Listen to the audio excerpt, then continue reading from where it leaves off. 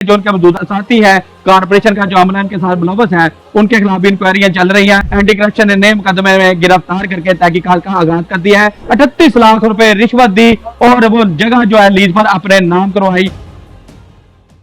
साबका CEO corporation Haider Chadha को anti corruption ने दोबारा जो है वो गिरफ्तार कर लिया है। बताया यह जा रहा है कि उन पर नई एफआईआर दर्ज की गई है। एफआईआर नंबर है 5/26। उसमें यह इल्जाम लगाया गया है शहरी की जानिब से कि उससे लीज पर जगह दी गई और मुबैना तौर पर 38 लाख रुपए रिश्वत दी और वो जगह जो है लीज पर अपने नाम करवाई। और एग्रीमेंट में बहुत सी चीजें लिखी गई। एक लेटर कमिश्नर की जानिब से भी लिखा गया कि इनके खिलाफ जो है पीका एक्ट के तहत जो है वो कार्रवाई की जाए। उसमें लिखा गया था कि जब यह जगह लीज पर दी गई तो उसमें यह कहा गया था कि ये 10 मरले जगह है, वहां पर हाल बनाया जाएगा, दुकानें नहीं बनाई जाएगी। शहरी ने भी जो जिसने लीज पर जगह ली थी उसमें वहां पर जो है 20 से 22 दुकानें जो है वहां पर तमीर की।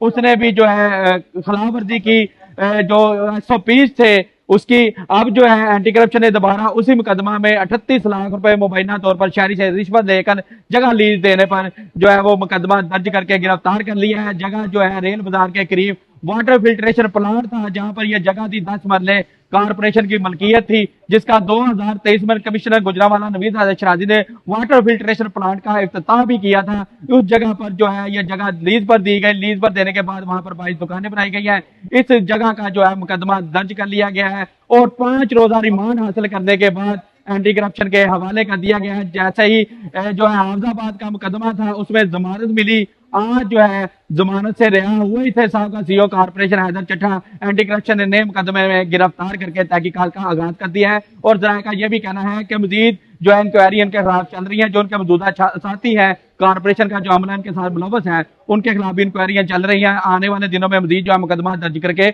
उनको भी गिरफ्तार कर लिया जाएगा।